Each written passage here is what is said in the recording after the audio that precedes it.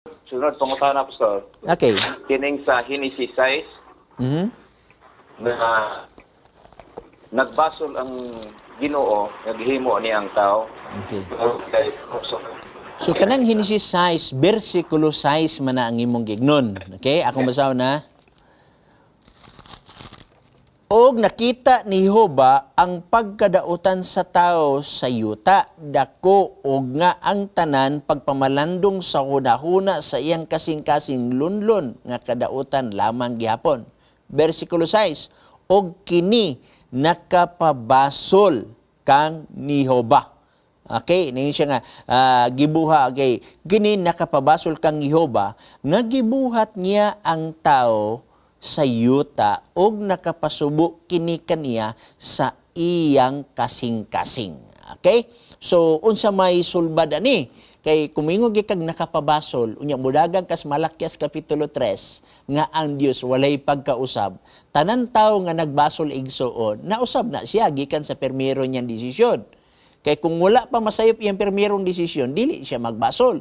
So koy nasayop na siya sa permiro niyang desisyon, nagbasol siya. So meaning to si ang tao nausab. Unya ang Biblia nagingon, ang Dios walay pagkausab. Unya nganong ang Dios nagbasol. So tingali mo ni nakapalibog nato igsoon. Ingani igsoon ang ato explanation nga makita nato dinis bala ang kasulatan. Kining word nga nakapabasol igsoon gikan kini sa word nga nakam. Okay? Ang word nga nakam igsoon daghan na siya og kahulugan. Usa lang sa word nga kahulugan sa nakam, repent. Hining nagabasol o nakapabasol igsoon. Pero daghan siya kahulugan, ang uban naguol. Okay? Meaning siya naguol nga nung gibuhat niya ang tao. Dili gyud ingon nga sama sa word nga nakapabasol. Ang nahitabo lang igsuon kay ang gigamit sa translation dinhi igsuon nga gitawag nato og nakapabasol. Gipili nila ang word nga gitawag nato og nakapabasol o which dili ni siya mao ang gitawag nato nga punto nga angay na ibutang sa sakto nga translation. Okay? So, dili ni siya angay nga translation igsoon. Kung mudagan ka sa ubang mga gitawag literal translation, dili nakapabasol ang gigamit ini. Ang uban, ang Dios naguol, sorry ang gibutang instead nga repent, so sorry ang gibutang. So, ingana ang pagasulti igsoon. Balubi ka igsoon nga. Kining Cebuan, translation na ni dito sa original. Ang original mao ang inspired. Pero ang translator igsoon, dili siya matawag na itong inspired. Para kung is Biblia igsoon, pangingog, love, mura, L-O-V-E. Mingog kong I love to eat, L-O-V-E. I love you, L-O-V-E. Usara ka klase ang maong nga love. Pero kung mudagan ka sa original, na ay agape, na ay eros, na ay philia, meaning to say, nagadepende sa context. Dini igsuon, usara gyud ang gibutang dini nakapabasol. Whereas nga daghan unta ang kahulugan sa word nga, Hebrew word nga, nakam. Okay? Nakay-follow up igsoon? Pastor, salamat kayo sa imong tubag. Pero ang pangutahan na, Pastor, nga ngano nagbasol na ang Diyos, nga siya man hibalo sa unahan. So, dili kinahanglan nga magbasol siya. Kung kinahibal, ano man niya ang unahan? Mo bitaw nga akong giingon igsoon nga translation ni siya nga wala matukma. So, muda nga gyud ka sa gitawag na tog uban nga gitawag na tog translation sa word nga gitawag na to og repented. Na tagaan ta kag igsoon ha. Nasa ako dinhi karon sa akong cellphone ang Strong Exhaustive Concordance. Ako na karong gi-open kaya aron matagaan ka og saktong husay. Ang word nga nakam igsuon gikan sa number sa Strong Exhaustive Concordance, Strong Light, H5162. Nag-ingon nini ang word nga nakam nga gitranslate og nakapabasol o repented. Ang daghan ni siya kahulugan, gipili lang sa translator. Nga ang translator dili ba siya gitawag nato og inspired, ang original ba ang inspired. Unya tanaw nato unsay kahulugan sa original. Daghan siya, no? Akong basaw na nakam, to be sorry.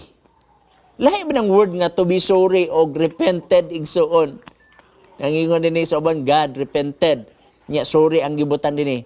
Kaya to be sorry, console oneself, repent, isa lang sa kahulugan ang word nga repent sa Hebrew word nga nakam. Nasa isa ka kahulugan ni regret, comfort, be comforted. Unya nagadipin na dayan igsuon sa gitawag nato og gitawag nato pamaagi sa grammar sa Hebrew kay sa grammar igsoon na may 7 stems of Hebrew kanang gitawag kal, piil, pual, hipel, hopal di nako i-explain na igsoon kay gitun-an magay na sa Mountain View College dili na diretso nato magdasp.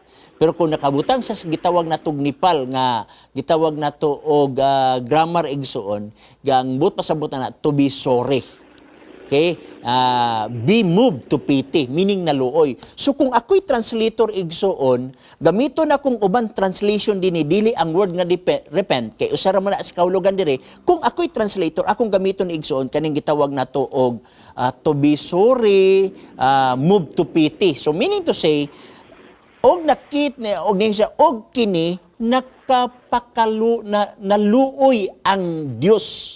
Okay? So, ang uban ni, ingon siya din sa usas kahulugan, to be sorry, butang to comfort oneself, be comforted, to comfort oneself, napaisa, move to pity, have compassion. So, nagadpindig sa translator.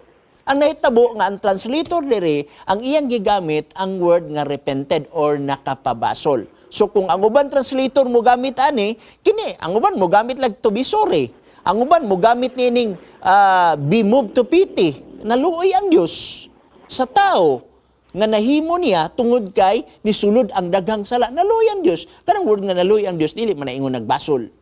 Usa lang sa kahulugan ang word nga nagbasol. Unya ang translator dinhi ang iyang gipili kining word nga repented instead nga dili na siya mao ang gamiton.